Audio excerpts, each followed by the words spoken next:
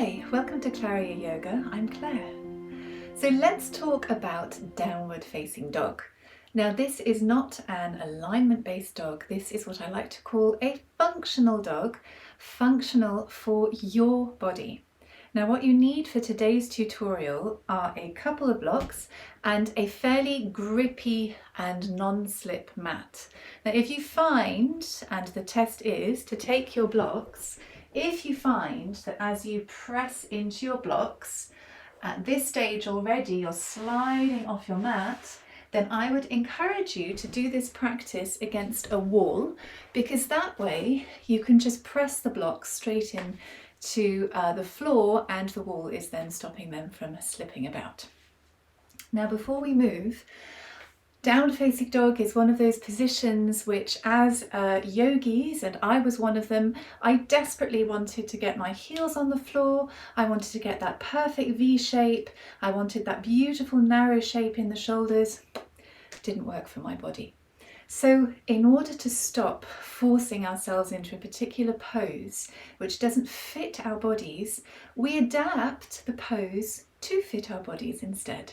So that's what I'm going to show you today, a few modifications that you can play around with so that downward facing dog does feel like that wonderfully open position and that restorative moment in the middle of a sun salutation or another type of vinyasa flow where you can take a few breaths and feel at ease.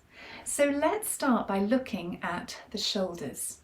Now everybody's shoulders are built differently. Now I'm not going to go into the particular anatomical structure of the shoulder, but we do have a bone at the top here, which can be different sizes, and depending on that bone, we may not be able to put our arms up, and I'm one of those people.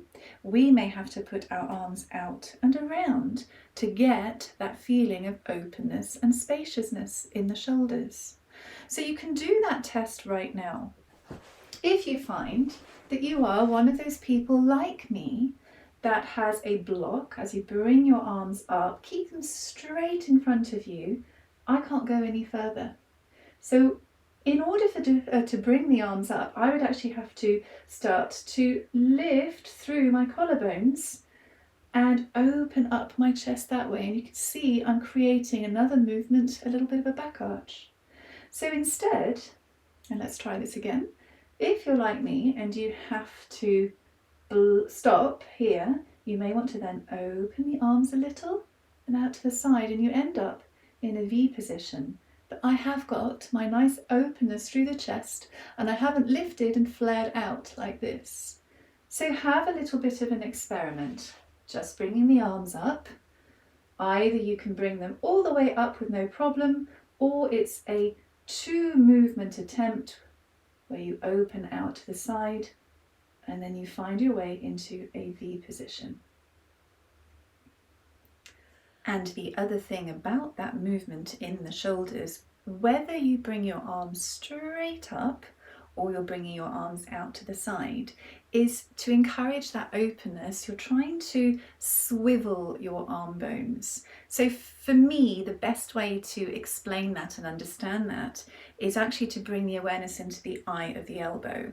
So if we just place the hands on the floor, for example, if we swivel the arms in, you see the effect in my arm going up the shoulder is actually turned the shoulder in, so that's an internal rotation. So you're actually looking for that external rotation so that when the shoulders are pointing that way, so externally, you've got that space in the chest to move and open.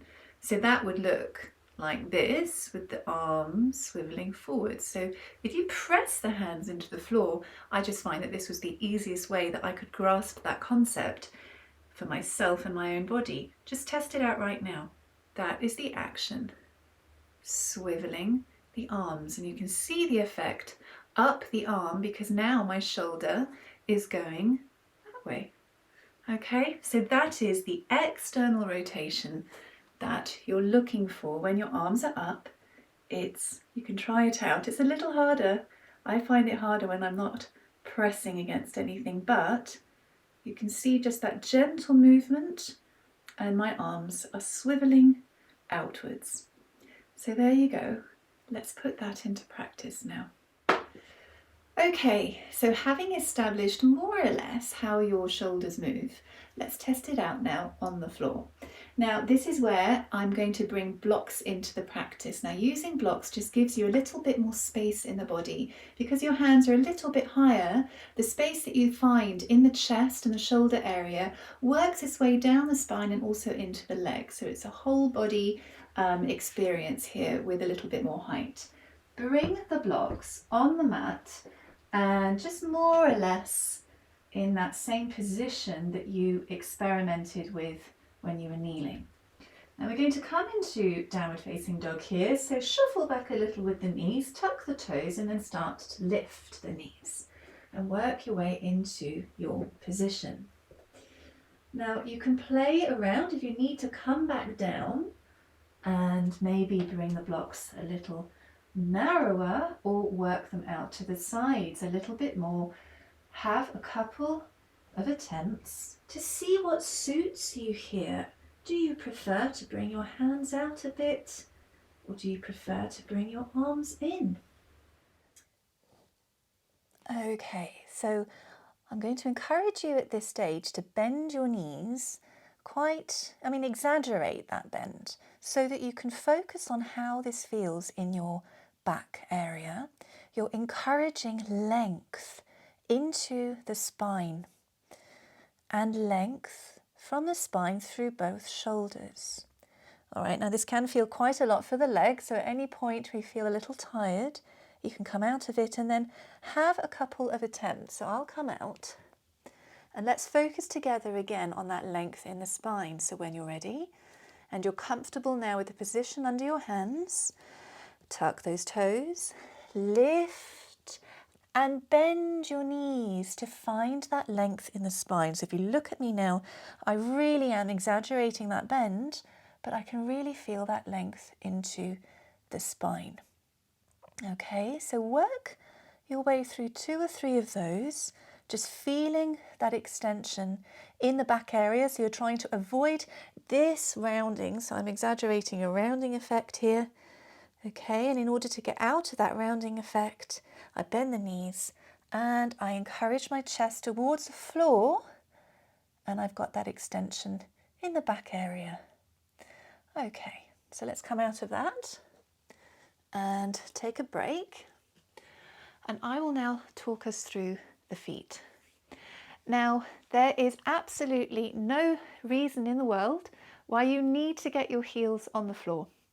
In some bodies, like mine, it just doesn't work. And it has everything to do with your skeletal structure. Some ankles will just not move that way, and that depends on the anatomical structure of the bones. There are some reasons due to tightness, and of course working your way through that tightness and making that progress may shift the angle ever so slightly. But I've been practicing yoga now for almost 15 years, and even though I have improved, the improvement being that I've actually worked through scar tissue that I have as a result of an injury and also natural tightness there, I still can't get my heels on the ground. Now, if you're one of those people who can, then that's brilliant for you because that's your structure and that's what works for you. But in downward facing dog, whether you have your heels on the ground or not, it doesn't affect your dog. So that's the feet. And then lastly, hamstrings. Now, the tightness in our legs, and it's not only hamstrings, I mean, behind the leg, you've also got your calf muscles and you've also got your tendons. So something like the Achilles tendon, as an example. Tightness in all those areas can also affect your downward facing dog. Now, the first thing to do, like you did, bend your knees. For your back extension, you want to do the same. You want to bend your knees just to relieve any tightness that might be working its way through the back of your legs. So let's give that a go. Now, tightness can always be worked with because you can always work on releasing those muscles over time. So one of the techniques that I use, which I love, which has worked and is so simple, pedaling the feet. You bend the knees, you pedal the feet. I'm sure you've come across that if you're a regular yogi in lots of different styles of yoga. Pedaling the feet feels so good. So let's do that together. So take your time, step by step. Find that position under your hands. Okay, tuck the toes and lift those hips. All right. Now take your time and have a little play around now as you bend one knee and stretch through the opposite leg. Now for me, I love to speed this up. And I love to get my hips into it as well. So I'm not just isolating that movement, I'm allowing my body to move through its natural structure and its natural lines. And it just helps me to release the back of my legs. And it just feels really good. So I encourage you at this stage to find your way with a little bit of movement. It may be slowing it down and just stretching through one side and then the other. Or it may be doing what I do, which is really pedaling a little more energetically. Okay. And then pausing when you're ready. Just slow that down, pause, and then find your downward facing dog. And really tune into how it feels. So for today, and remember this can change every day. The body changes sometimes hour by hour. So see what suits today. So for me today, a little bend in the knees. I'm feeling that nice extension through the back. I'm releasing down through the heels. I'm just enjoying a few breaths here. And then in your time, you can release back down to a kneeling position. Okay, then when you've done a few of these, if you feel that you're ready to try it without the blocks, you can then move on to doing your practice without your blocks. Remember, the blocks are there just to help you get into your body. And this type of slow practice just takes you bit by bit through all those different areas, just to bring your awareness into what's happening. And eventually over time, your muscle memory will kick in and take over. So I hope this was helpful. If you have any questions, please don't hesitate to get in touch. You can always find me on my website at clariayoga.com. You can always pop a comment in the box below. And thank you for joining me. I'll see you next time. Namaste.